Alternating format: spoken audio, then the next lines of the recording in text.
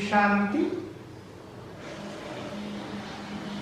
13 अप्रैल 1973 को बाप दादा अवतरित हुए हैं और हमें बताते हैं कि जैसे भक्तों को भावना का फल देना है।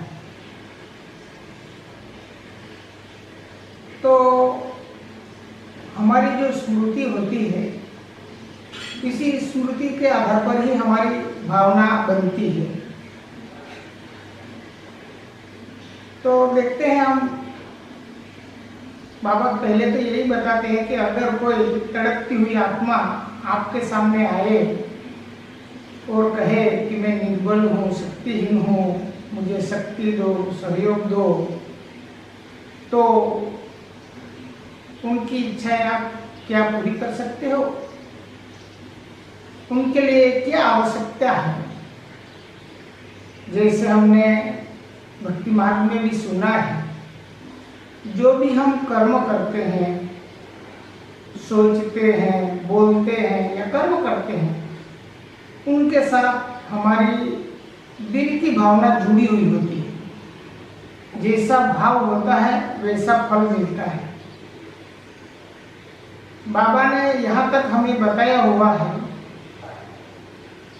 कि अभी हम यज्ञ में जो भी कुछ करते हैं, मन वचन कर्म, तन मन धन, जो भी कुछ सफल करते हैं, तो जैसे भक्ति मार्ग में कहते हैं कि जो दाएं हाथ से दिया जाता है वो बाएं हाथ को भी नहीं पता पड़े।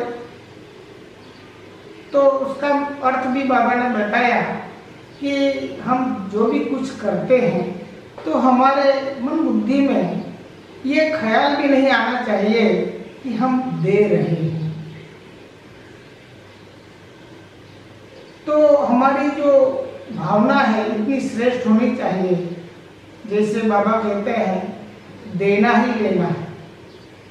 और बाबा ये भी बताते हैं कि जैसे उन भक्तों को आपको नजर से निहाल करना है।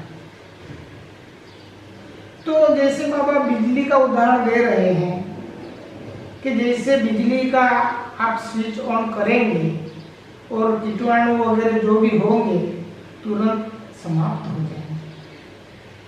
तो एक और दूसरा दृष्टांत भी बाबा ने दिया कि जो डॉक्टर्स होते हैं उनके पास जो दर्दी आते हैं वो कई प्रकार के रोगी होते हैं, और डॉक्टर्स जो होते हैं वो जिस प्रकार का दर्दी है उसी प्रकार से गोली देंगे, इंजेक्शन देंगे, उनकी पूरी सारवार करके उनको तंदुरुस्त बना देते हैं। तो क्या हमने ज्ञान गुण शक्ति की अभी तक हमने हमारे स्वभाव संस्कार में जमा की है? विश्व महाराजन जो बनने वाला होगा वो उनके पास सभी गुण और शक्तियां जमा होगी। जैसे हमने भक्ति मार्ग में भी सुना है, जिन्हों के पास धन दौलत या कुछ संपत्ति होती है तो वो कुछ समय निश्चित कर देते हैं कि इतने समय हमारे दरवाजे पर जो भी आएगा तो उनको दान मिलेगा। या तो अभी भी क्या करते हैं, वो ढूंढते हैं जिनकी जो जरूरत होती है वहां जाके वो लोग दान दे के आते हैं। तो अभी विश्व महाराजन जो बनने वाले होते हैं उनका कर्तव्य क्या है? संपूर्ण संपन्न बनना, ज्ञान गुण शक्तियों से भरपूर होना। जैसे अभी तक हमने जो हमारा जो पुरुषार्थ है वो पुरुषार्थ हमने हमारा तन मन धन सफल करने में या हमारे जो कर्म भोग है वो चुकतू करने में लगाया। अभी का जो समय होगा वो विश्व कल्याण अर्थ होगा। हर सेकंड हर समय वो अपने प्रति नहीं लगाएगा, अभी वो सेवा के प्रति लगाया जाएगा। और जैसे हमने हमारा जो शरीर भान था पहले नेचुरल रूप में सभी का रहता है, इसी प्रकार उसी आत्मा का जो नेचुरल जो स्मृति होगी वो सोल कॉन्शियस होगी। तो देखते हैं हम, बाबा कहते हैं नज़र से निहार करना, तो नज़र के बारे में थोड़ा चिंतन कर लेते हैं। देखो, हम देखते हैं तो देखने में भी कई बातें जुड़ जाती हैं। अगर हम किसी को देख रहे हैं तो एक होता है वो जैसा है वैसा देखना,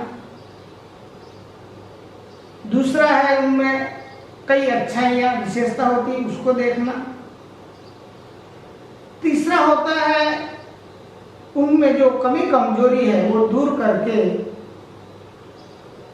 उनमें गुण शक्ति भरना। अभी वो कैसे बनेंगे, वो भी बाबा ने हमको विधि बताई है।